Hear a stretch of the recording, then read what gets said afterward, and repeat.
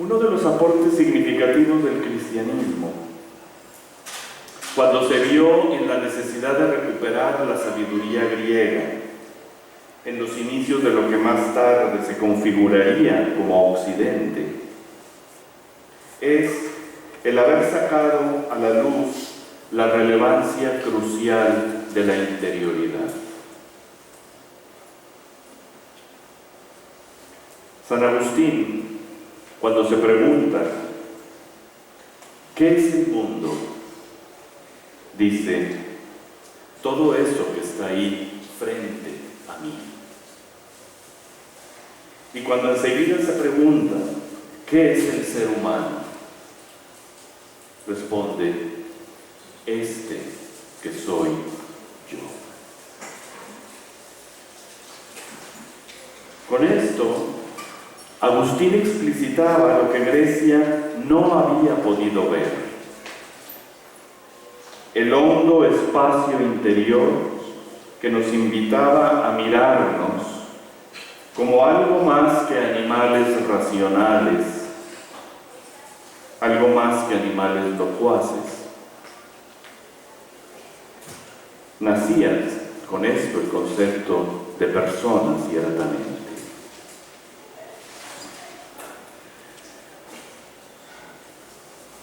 Noli foras ire, in te ipsum rei, in interiore homine habitat veritas. No quieras marchar fuera de ti, vuélvete a ti mismo. En el interior del hombre habita la verdad.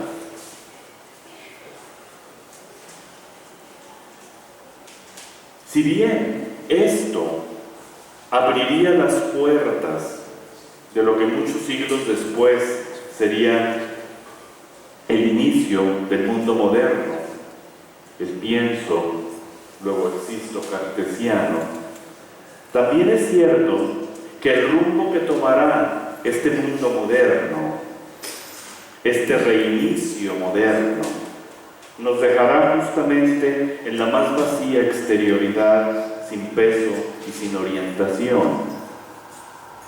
Ya sea que tome la forma individualista o ya sea en su versión colectivista. Para el caso da lo mismo. Ambos, individualismo y colectivismo, han sido y serán creadores de espejismos. Si el individualismo como postura ética puede ser devastador, el individualismo social, masificante, enmascarado tras el velo de la colectividad, de la vida del pueblo o del proletariado, de la verborrea de los partidos políticos, puede ser aniquilante. Porque pretende borrar todo vestigio de personalidad, a fin de convertirnos a todos en marionetas felices de los políticos, de la ciencia, de la tecnología y del mercado. En nombre del espejismo del progreso de la humanidad o de la especie. Si algo hay que salvar según esta concepción, no es a todos, sino al todo. Aunque los pocos, sabemos, decidan cómo hay que salvarlo, ya sean los prohombres de la revolución, de la economía o de la política, los guías que sí saben lo que la masa quiere, los líderes que supuestamente no siguen sus intereses privados, los guías que se encargan de hacer felices a los demás, convertidos en una masa adocenada e incluso agradecida. Los líderes que se asumen como responsables del todo.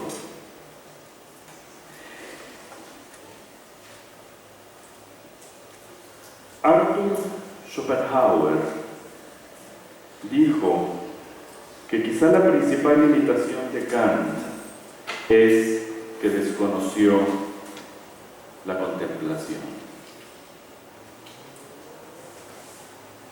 Y en el mismo tenor podemos decir que la falla fundamental del mundo que vivimos, del mundo burgués, es que carece de interioridad.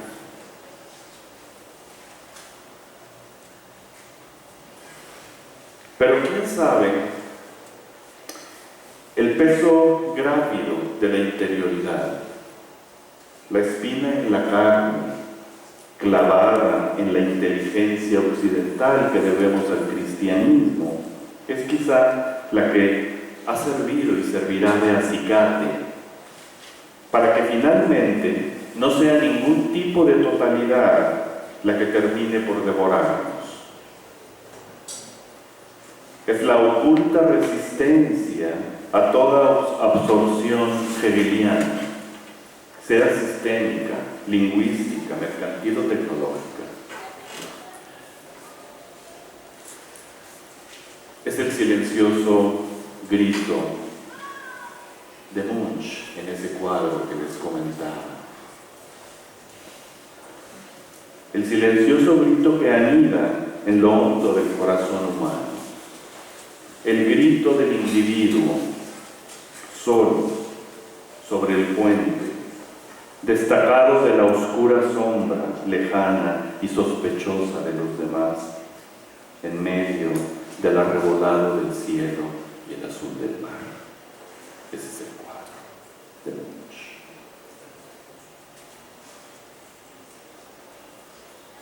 ¿Cómo recuperarnos como individuos? Es decir, ¿cómo recuperarnos como personas? Evidentemente que no se trata de dar recetas, ni tampoco de salirnos de este mundo. Sí, explicitar caminos que quizá no sean inéditos, pero que sí es importante seguirlos teniendo presentes.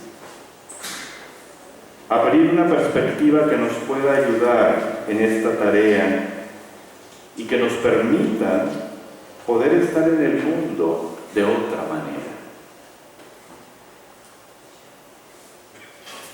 Recuperarnos como individuos es cultivar nuestra personalidad. Nuestro ser persona es lo más importante con lo que contamos para asumir los retos de nuestro mundo. Ganar nuestra unicidad e irrepetibilidad es posibilitarnos para estar en el mundo de otra manera, con otra mirada, con otra perspectiva. ¿Qué quiere decir cultivar nuestra personalidad? En una frase muy sencilla, diría que es hacernos cargo de nuestra propia realidad.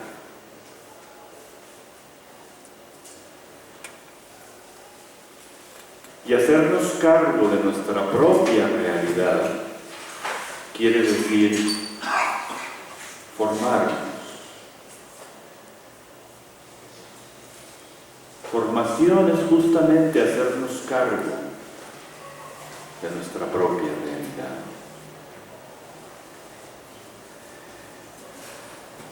De formación, una palabra que aparece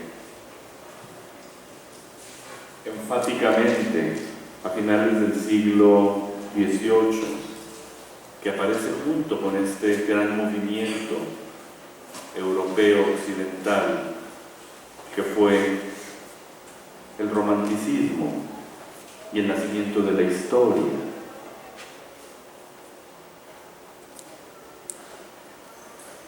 La formación, solamente se puede hablar de formación con una realidad que ha de hacerse que ha de construirse, es decir, que ha de formarse.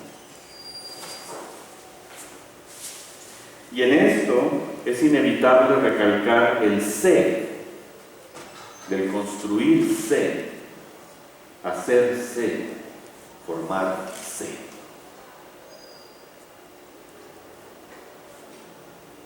Y esto es algo inevitable en una realidad como la nuestra, la humana, que lo único que tenemos dado, es la tarea de hacernos a nosotros mismos, de construirnos, de formarnos. Es decir, somos nosotros esta realidad humana que tiene dada como tarea la formación de sí mismo. No se está nunca acabadamente formado para ser sí mismo, porque el sí mismo es abierto. En este sentido, la formación es la exigencia de nuestra propia realidad de su reformación constante. Lo cual quiere decir que formación alude a mi propia persona, al modo de serlo y al modo de estar yo en el mundo. Y como se ve, es difícil poner contenidos concretos a esta tarea y por lo tanto es difícil hablar de ella. Ahora bien, la original apertura humana a su propia realidad, a su propio ser, exige en todo momento que clausuremos provisionalmente esta aperturalidad en la decisión. Toda decisión es un momento de clausura. Evidentemente un momento de clausura que desde sí mismo abre otro nuevo. Y por eso podemos hablar de un ciclo, el ciclo de mi propia apertura, la clausura decisional para volver otra vez a la apertura de otra manera. Y la progresiva capacitación para hacerse cargo de este ciclo, apertura, clausura decisional, apertura, es lo que entendemos por formación. Formación es capacitación decisional.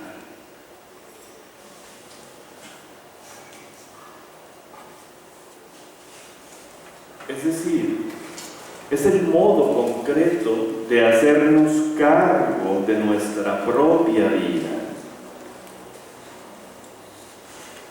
El modo concreto de ir decidiendo nuestra propia vida.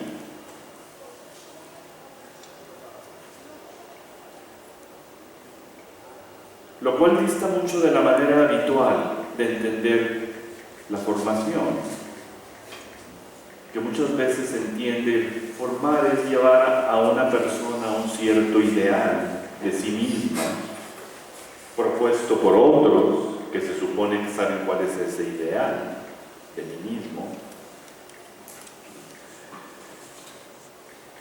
a fin de que yo asuma ese ideal con sus contenidos.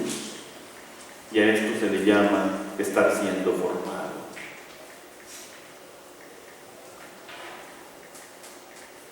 Y en este sentido, más bien formar es uniformar.